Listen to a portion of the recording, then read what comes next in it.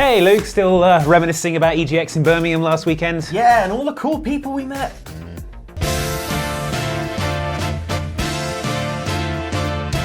Ah, good times. Anyway, I'll let you and Ellen get back to show of the weekend. Although actually, where is Ellen? I haven't seen her. I thought you were in charge of transporting her. No, Luke, I made it pretty clear that you were in charge of the box. Oh, nuts. Guys, are we there yet? I've eaten all the M&Ms. Guys? Guys? Just... Oh, for goodness sakes. Show of the weekend, show of the weekend, show of the weekend, show of the weekend, show of the weekend. You made it back. Yes, eventually. Eventually. Well, look, it was that or pay for a train ticket, and this Why operation. didn't you just do that? This operation's not made of money. Anyway, what have you been playing while I'm in a box? I've been playing Undertale on Switch.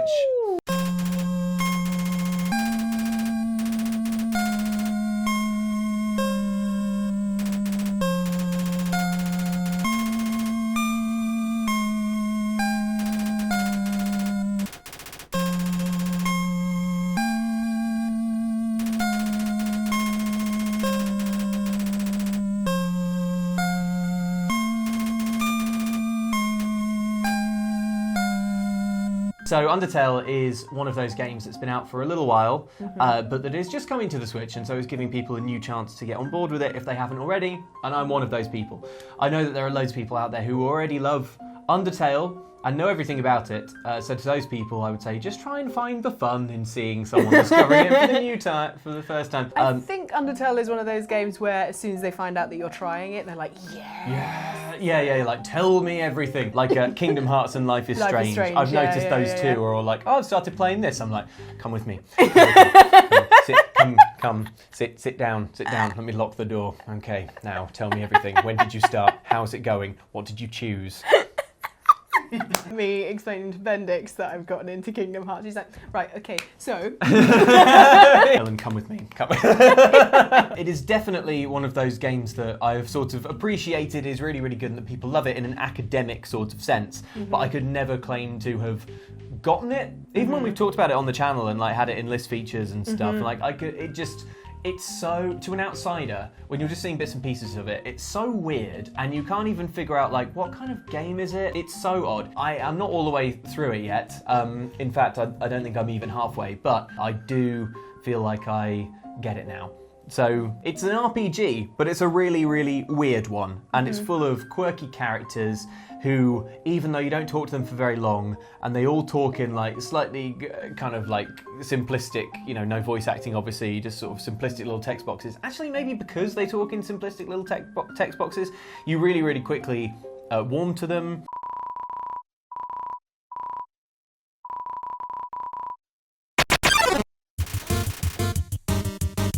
And every character you meet has loads and loads of personality, but also loads of darkness. The thing that I think really works about it is that the retro visuals, a lot of indie games have like a kind of a retro visual thing. And often I think it's just because it's a little nostalgic.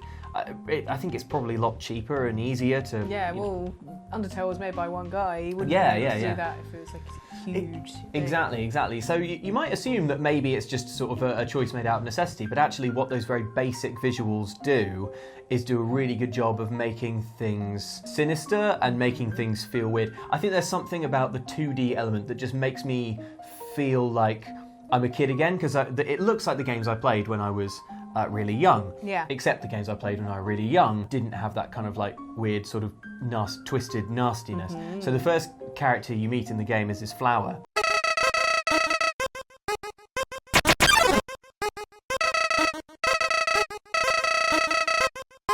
Who explains to you that that winning the game is done by collecting, I can't remember what they're called, it's called like happiness pellets or something. It's like, here's some for free now, and you're like, yeah, this is like how games go. Yeah. And so I touched one and immediately the flower just is like, and just like has this really like... Don't ever do that. I know, yeah, it was really grim and just has like this really like genuinely unpleasant like face, you know, just starts talking really maliciously, and just because the visual style is so basic, it really, really catches you off guard. Yeah. The next thing that really, like, I found powerfully freaky, and we're only talking about the very opening stages of the game, so no spoilers, but you meet a cheerful sort of goat woman, I want to say. Oh yes, my friend cosplayed her once. Oh, okay, yeah, Like, good you choice. see a lot of good cosplays of her. It's all like lovely and purple and yeah, it's nice. Brings you into a home that she's made, because you're a lost child in this sort of underworld full of monsters, and she's like, hey, I've made a home where you can stay. And immediately from fairy tales and stuff, you're like, have you though? Am I going to be eaten? And when you walk into the house, you can explore and you can look around, and there's some stairs down to a basement. And you're like, what's in the basement? This is kind of weird. Immediate sense of like dread and concern, and it's fleshed out of such minimal visuals and such minimal writing and minimal music that is really, really impressive. But you feel really like, and you're walking down this thing, and then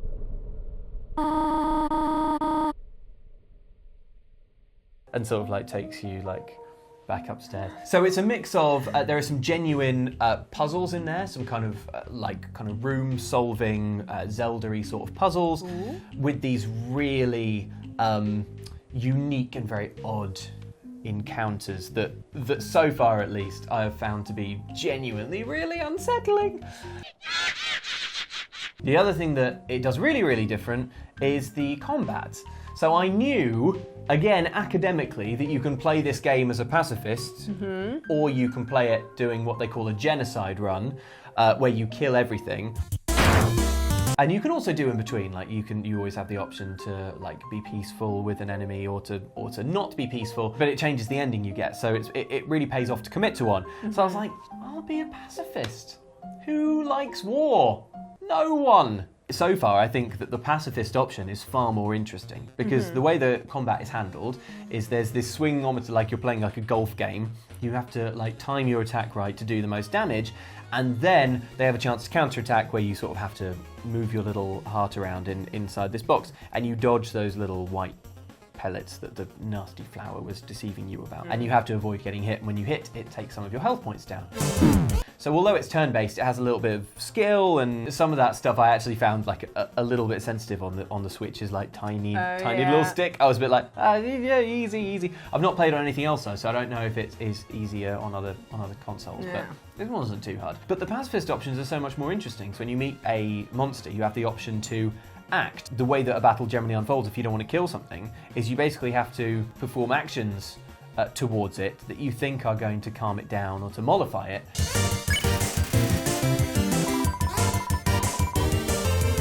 So, for example, a very, very simple one that occurs quite early is there's like a monster that appears and it's like, don't pick on me. And you're like, oh. And then you go into the sort of your actions and you have the options to pick on it or to not pick on it. And you're like, well, this isn't rocket science. So I'm like, I won't pick on you. And it's like, someone gets it. That's nice. And at that point, its name turns yellow, and that means that you can spare it, and yeah.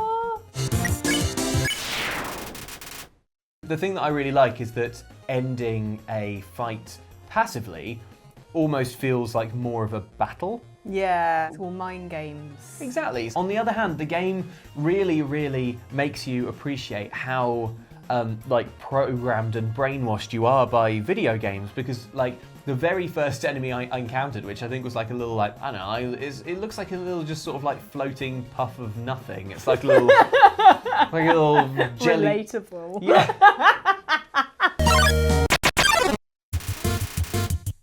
It's like a jellyfish made of a Kleenex is what it looks like, or something like that. And it sort of wisps up like that. And the first option on the thing is like attack.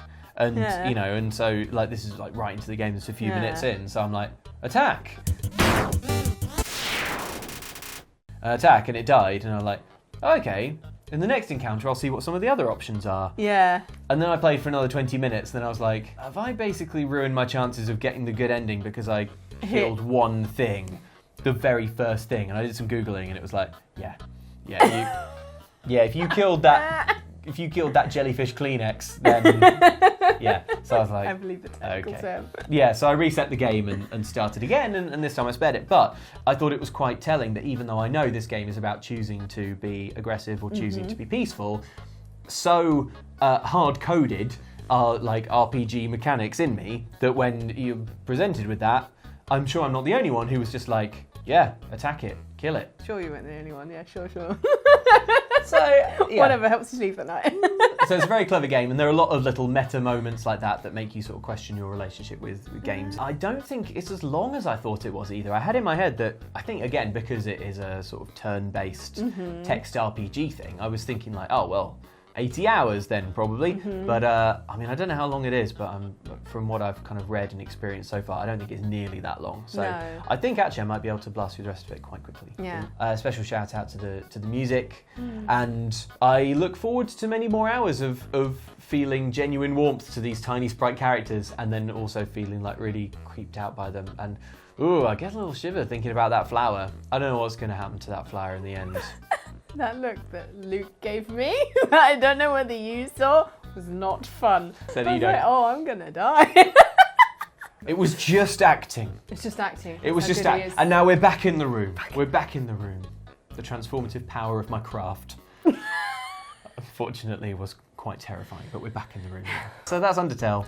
So far. It's cool. Well, another game that has you making, some moral choices, chatting with lots of different people, and I know is one very close to your heart. The sequel is coming out soon, and it's Life is Strange 2. I have no idea where we are. Feels like we're walking nowhere.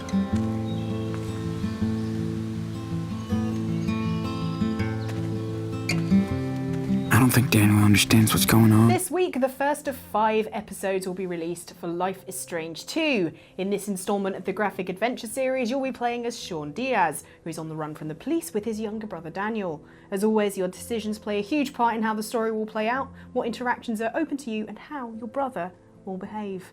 Now, Luke, are you excited?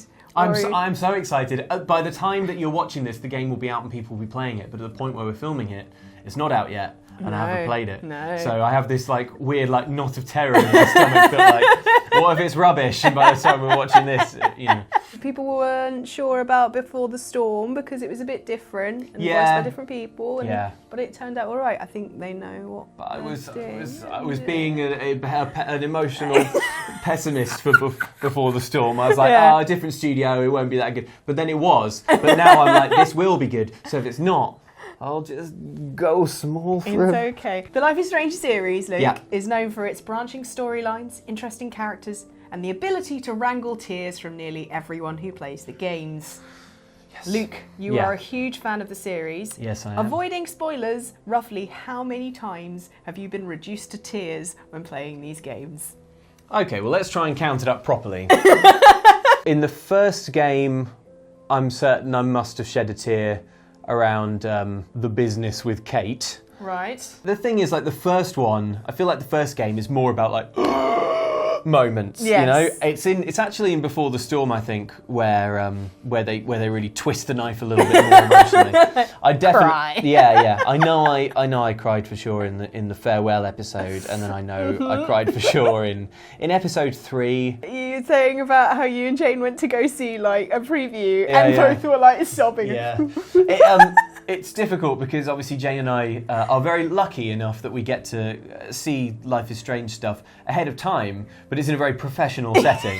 So you're in a sort of closed off, plywood, hastily erected room at a trade show with a projector and a kind of developer sort of talking you through it. And you're kind of there with your notebook doing a journalism and, and they're showing you okay, and now we'll talk you through a little bit of The Awesome Adventures of Captain Spirit. So you're doing this and you're like,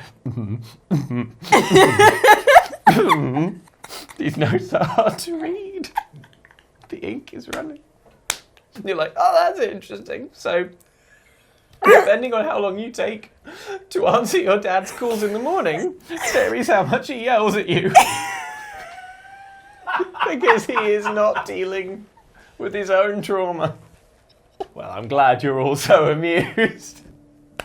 Oh, I just realised I've forgotten something. Cameraman John, can you throw me that plaid shirt? Oh my goodness, I told you to bring this in. Yeah, talking about This Life is for your- Strange. yeah. Yeah, without Get you wearing... get you in this. without There you wearing some go. plaid. There you go. There It's we right go. around. There we go. And you can wipe your tears on the sleeves.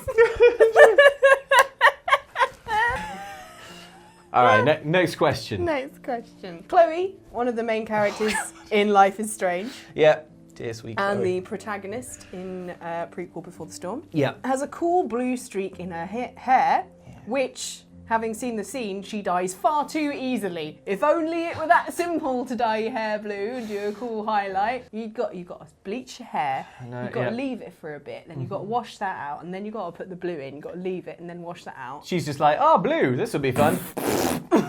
Done. Anyway, Luke, Yeah. if you were to dye a streak of your hair Okay. to be in Life is Strange, what colour would you go for?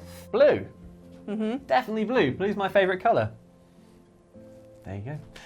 Yeah, I'd like to say purple to sort of match the sofa, but Purple runs out into blue. So Yeah, if yeah. you choose purple, you still get blue. For this next question, I'm going to need my laptop.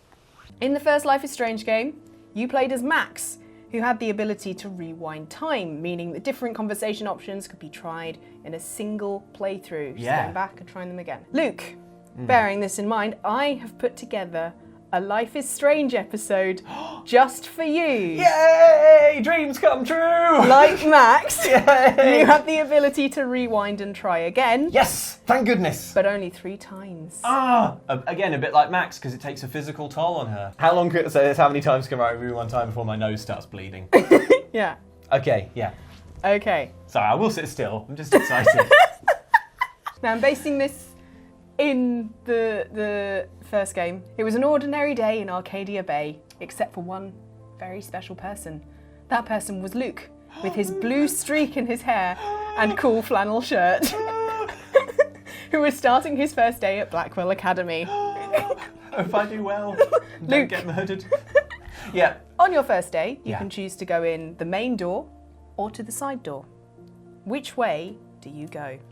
I go in the main door because it's the first day. Okay. We'll get to the other entrances and exits later. Okay, cool. You walk in through the main door and check your diary to see what classroom you have to go to. A boy comes up to you and asks if you want directions as you look a little lost. Do you accept his help or follow your own instructions? What's he like? He seems quite nice. I politely tell him that I'm all right, thanks. I'll follow my own instructions. You follow your own excellently detailed map and make it Nice. to your first lesson with time to spare. Yeah, good. Sliding easily into the seat of a free desk. Do I spin my chair around and go to show the other kids that I'm not afraid to be a renegade? I turn my baseball cap backwards. No, because then it would hide the streak in your hair. Oh yeah, okay, no worries. Okay, so I sit down normally. Everyone looks at you wondering who you are. Yeah, they do. But first you spot the girl next to you with a short brown bob and a deer on her shirt. Okay. Do you say hi, wave, or stay quiet? I say hi. Okay. Let's make some friends. You say hi, but in your keenness to make new friends, and despite how nimbly you sat down, you fall out of your chair for no reason. Max checks if you're okay, but thinks you're a bit too much. So she politely smiles and quietly keeps to No. herself for the rest of the lesson. High school's a nightmare. You make no Rewind. friends Rewind. on your first day, Rewind. so the Rewind. teacher Rewind. forces you to move classes where you have a totally normal time for the rest of school. Do you want to rewind? Yeah, rewind. Okay. Do you say hi, wave, or stay quiet? Wave. Max sees your wave and relates to the nervousness of being new, as she only recently got back herself. That was obviously the right answer. Max. Max would have preferred a non-direct approach, it's clear now. You quickly become friends, laughing quietly together through the lessons at new inside jokes you make along the way. She introduces you to Chloe at lunch, who suggests you sit by where the boys skate to see them fall over.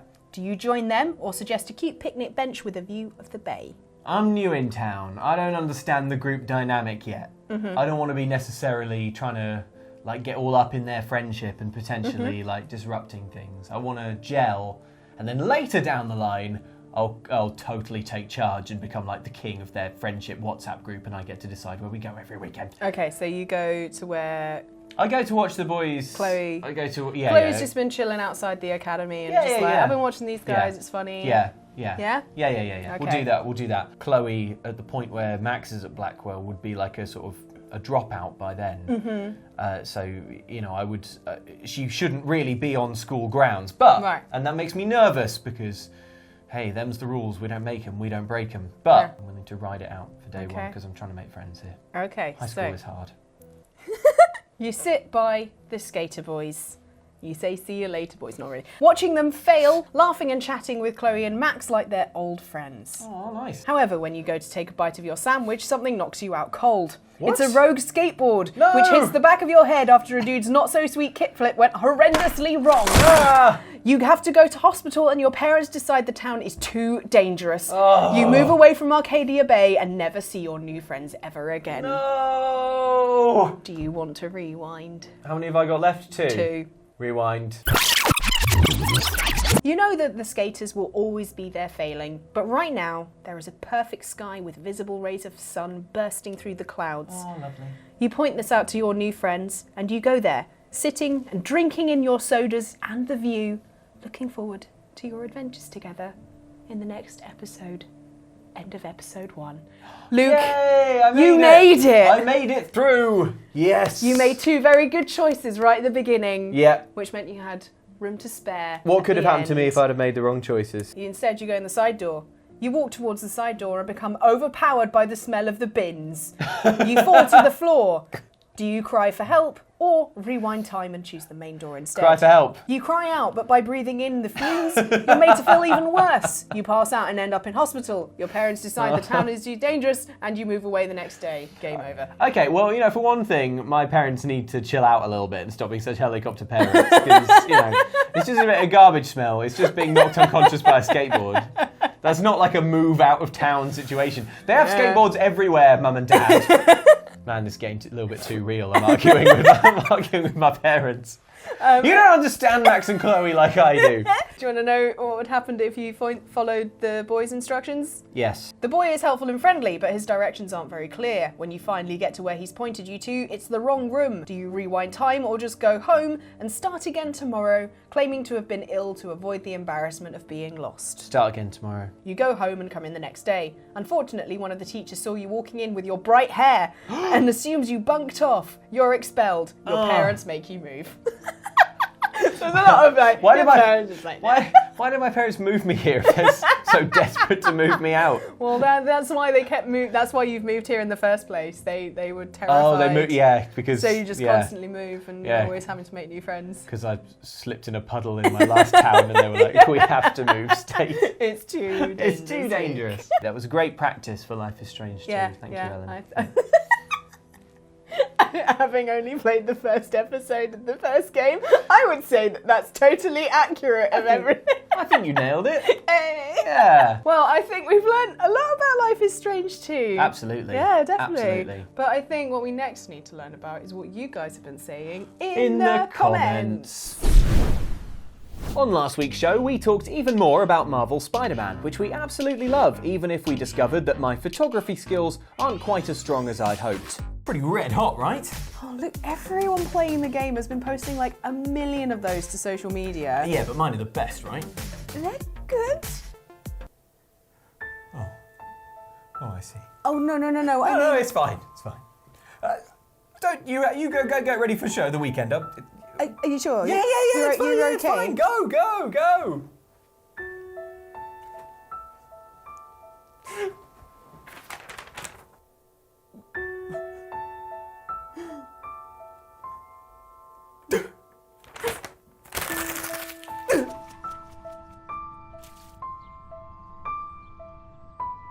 Commenter Eric Vayler likes the look of our office amenities, Luke. I want to work at that office. The set opens right onto a forest stream in the hills. Yeah, well, Mike left the kitchen tap on over Christmas, and now this. Should we worry? The water's up to our ankles now. If it gets to our knees, I'll call a plumber. Speaking of watery escapades, you and Andy explored a haunted ghost ship in the upcoming horror game Man of Medan, in which both of you were very brave. What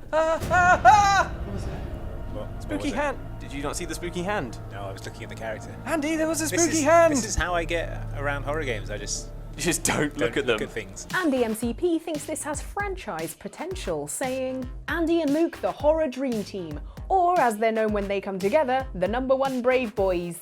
Books 1 through 5 of the Brave Boys Young Adult Anthology available now. Let me guess, self-published? Yeah, which means we keep 100% of the profits. Yeah, what's 100% of 0? I don't know, 100? What am I, a maths person? Anyway.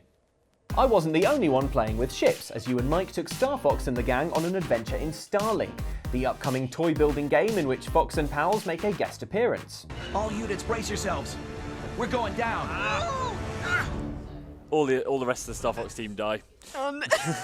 They all burnt up on re-entry. Sorry, Slippy Toad. Not so slippy now, more like Crispy Toad. Commenter Matt Wang1 got a kick out of Savage Space Mike. Not so Slippy now, more like Crispy Toad. I swear, if Slippy didn't die from re-entry, Mike probably finished him off with that burn. Last week it was the tomato fish, now Crispy Toad. Why does everything on this channel make me hungry? Don't worry, Luke, I've got something to curb your appetite, because last week saw the release of a new D&D Ox venture, in which our Dungeons & Dragons squad got into a stomach-churning scrape with a gang of guards inside a church. I have a special spell called Spike Growth, which basically means that I can create a spike trap that they will take damage if they walk over it. So just after the grease, Okay. I can put down... Maybe they'll slide right into it. He gets across the grease, runs 5 foot into it, Like when you stub runs your toe. 5 foot out of the radius, and then just kind of goes like, and just coughs up a load of blood. Oh dear. And slumps down. He's not dead, but he's just like, oh, because he's so nearly dead. Merylwyn's meat grinder. A number of you were quite rightly shocked by that pulverising turn of events, including M. Edward McNally, who said, Cthulhu looks down upon Merylwyn's meat grinder. Well, that was a bit much. It was just supposed to be a trap. It wasn't supposed to be a meat grinder. Oh, Ellen, please stop saying meat Look, grinder. I'm just saying that I was as shocked as everyone else when that guy got laid down to his midriff. Oh, Ellen. And like when the spikes went through that other guy's torso. Sorry, I gotta go. It was the grease. Check it out, Ellen. Ready for some we're in Art artwork? Corner. Yeah, I love art corner. And hang on, let me just shake the water off the clipboard. Canonically. You put it in the water. I know. Oh my goodness. It's okay. I laminated it. This is Liam done drawing on Twitter. Look, it's Wow, talk about nominative determinism. Yeah. I don't think his name is Liam Dunadrawing. Aw, it's disappointing. But this art is amazing. Yeah, it's Spider-Man fighting Venom. Doing his official catchphrase. Famous catchphrase, the single word web. I love that this has become a thing, and I love this drawing. It's really cool. so good. It's actually it's a really really awesome drawing of Spider-Man and Venom, and I love that they've just added web. So that's really cool. Next up, this is Tiuru. Also on Twitter. It is amazing artwork of the showdown of the week that we did at EGX. And look, you've got. I really like how this is set up to look like a fighting game. It is so cool. We've got a weapon. So Mike's got a helmet, which I'm assuming just throw at people. I imagine he would put it on and then just charge into your ribcage and try and just shatter your sternum. Yeah. Yeah. Jane's got the classic baseball bat with nails in it. Classic. Classic Jane. Classic Jane. And Yeah. then you got a dinosaur bone. Dinosaur bone, yeah. And then me, game controller on a wire. That actually is the one I'm most scared of. To be honest. So I'm glad you're on my team. Yeah. Anyway, it's really cool. Moving right along. So good. Now, I'm terribly upset to say that Merylwyn's meat grinder has caught the imagination of our wonderful community. But this one, I think, reflects the best how Merylwyn felt, where she's just going, regret. Yeah, she says naked on Twitter. I just didn't expect it to work that well in that capacity. I never did. Yeah, the blood spatter is a particularly nice touch, but that's not the only Merylwyn's meat grinder fan art we've got. Geeky girl Alexia here on Twitter, a far more metaphorical interpretation, and wow, that's an image that's going to be quite hard to unsee. I mean, it is brilliantly drawn. Don't get me wrong, that's fantastic. I love all the stuff like just going in at the Guard top. goes in, mince comes out. And your like gleeful expression. I wasn't that happy about it. It was nervous laughter. You know when you're like scared and you're like, Yeah. I laugh when I'm on a roller coaster when I'm getting tense. So you're saying it was like a fun roller coaster. But there's more. This one feels a little bit accurate. So you feel This is Jello and Claus. Jello and Claus on Twitter. Saz Merowyn. Hey, at least you get to be behind a pillar. Yeah. Can't remember where Dob was geographically. We were all behind pillars. Well, I feel like Dob saw everything. Or maybe it was just the sound he heard. Like the sound it would make if you took a raw steak and just rubbed it against a thorn bush. Kind of tearing, but also kind of slimy. Anyway, thank you so much for your great fan art. It's hurting my face. Yeah. I might lose my lunch later, but that's not your fault, great artist. It's Merowyn's fault for the meat grinder. You're all great. Thank you so much. Thank you. I actually hurt my face. So, Ellen, we've come to the end of the show. Ellen's face has gone into some sort of agonising cramp, I think. Well, now you know how those guards felt. Imagine the mouth cramp, but full body, with thorns in it. The grease did most of the work. Here we go. Tell it to the judge. Thank you guys very, very much for watching. Yes. We've got loads of cool stuff coming up on the channel next week. We're going to be trying doing some live streaming.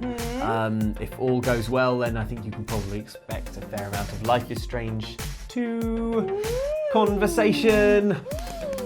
So yeah, if you're playing along, then be sure to get on that. And yeah, loads of other good stuff. And we've got some other exciting news regarding the country of Australia, haven't we, Ellen? Yes.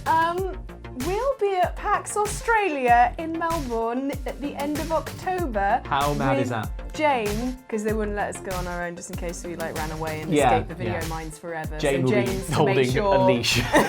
We're back in the video mines afterwards. Yeah. But if you live that way in the world, come say hi. Yeah. We are ridiculously excited about it. I've never been to Australia.